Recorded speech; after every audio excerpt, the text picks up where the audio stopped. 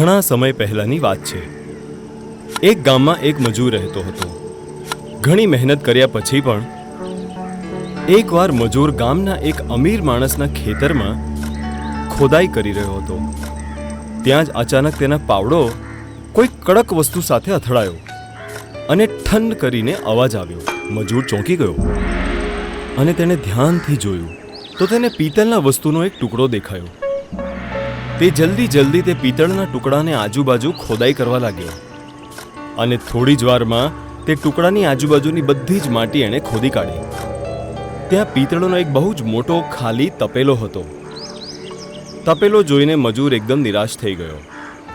તેણે ગુસ્સામાં તેનો પાવડો તપેલાની અંદર ફેંકી દીધો અને પોતાના માથા પર હાથ મૂકીને બેસી ગયો. ભગવાન, કંઈક આપવું જ હતું તો કિંમતી ચીજ આપત મને. તમે બેકારનો પતીલો આપી દીધો. શું કરીશું આ પિત્તળના પતીલાનો? હું તો એકલો છું. આમાં તો કમસે કમ 100 માણસોનું જમવાનું બનશે.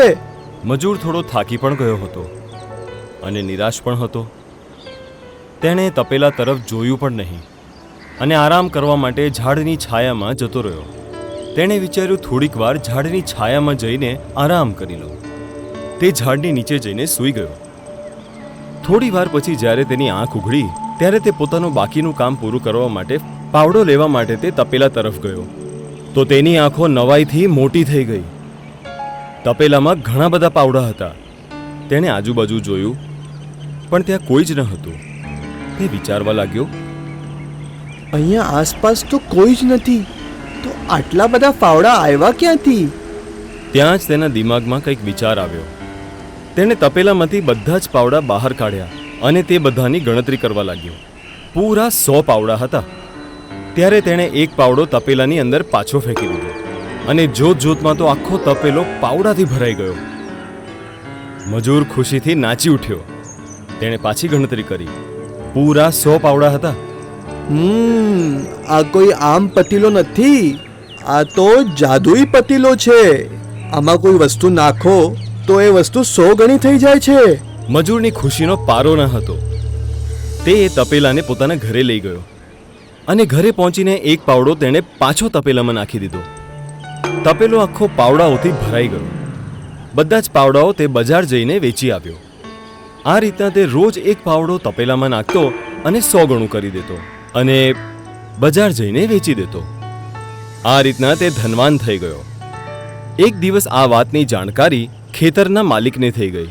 તે જ સમયે આવ્યો અને મજૂરને ધમકાવતા બોલ્યો, આ પતીલો તને મારા ખેતમાંથી મળ્યો છે તો આના પર મારો અધિકાર છે, તો હું આને લઈને જઈ રહ્યો છું. મજૂરે તે તપેલો ખેતરના માલિકને આપી દીધો. ખેતરનો માલિક તે તપેલાને પોતાના ઘરે લઈ આવ્યો અને પોતાના ઘરના બધા જ ઘરેણાં તે તપેલામાં નાખી દીધા. તે બધા જ સોનાના ઘરેણાં 100 ગણા થઈ ગયા. તે ઘણો ખુશ થયો. આ રીતના તેણે ઘણી વાર ઘરેણાઓ તપેલામાં નાખતો રહ્યો અને દર વખતે 100 ગણું કરીને ઘણો અમીર થઈ ગયો.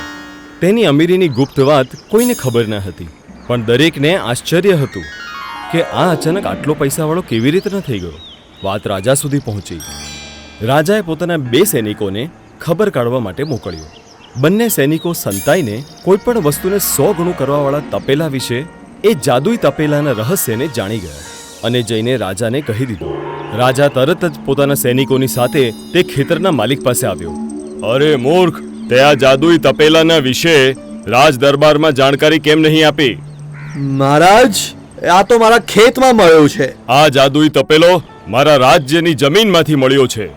રાજ્યની દરેક વસ્તુ પર રાજાનો અધિકાર હોય છે, એટલે આને હું મારી સાથે લઈ જાઉં છું. આટલું કહીને રાજાએ પોતાના સૈનિકોને આદેશ કર્યો, આ તપેલાને રાજમહેલમાં લઈ ચાલો.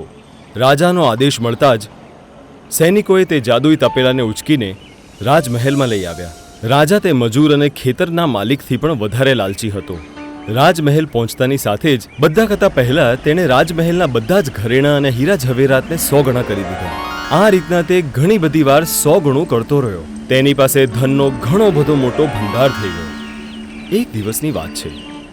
રાજા તે જાદુઈ તપેલાની પાસે પહોંચ્યો અને તપેલાને જોઈને જ વિચારવા લાગ્યો, જોવામાં તો સાધારણ તપેલો દેખાય છે, પણ એની અંદર એવું તો શું છે જે આને જાદુઈ બનાવે છે? જાદુઈ તપેલાની ઓળખ કરવા માટે રાજા તે તપેલાની અંદર જતો રહ્યો. તપેલાને ઠક કરીને તેની તપાસ કરવા લાગ્યો. ત્યાં જે તપેલાના જાદુઈ પ્રભાવથી રાજાના 100 હમશકલ રાજા થઈ ગયા.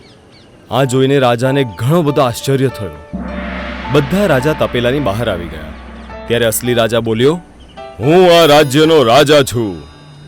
આટલું કહીને તે રાજા પોતાના સિંહાસન પર જઈને બેસી ગયો.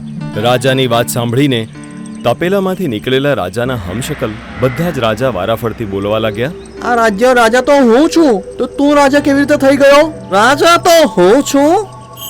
હું રાજા છું. ચૂપ થઈ જાઓ મૂર્ખો.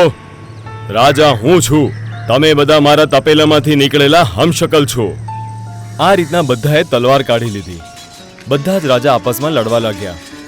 સિંહાસન મેળવવા માટે ભયાનક યુદ્ધ થઈ ગયું. બધા એકબીજાને મારવા લાગ્યા અને અંતમાં બધા જ રાજાઓ સિંહાસનની લાલચમાં મરી ગયા અને તપેલાના પણ ટુકડા થઈ ગયા. શિક્ષા: આપણે લાલચથી હંમેશા દૂર રહેવું જોઈએ. અમારા YouTube ચેનલને હમણાં જ સબસ્ક્રાઇબ કરો અને નવા વિડીયોઝ જોવા માટે બેલ આઇકોન જરૂર દબાવો અને અમારા વિડીયોઝ પર કમેન્ટ જરૂર આપજો. વિડીયોને લાઈક કરીને આપણા મિત્રો સાથે શેર જરૂર કરજો.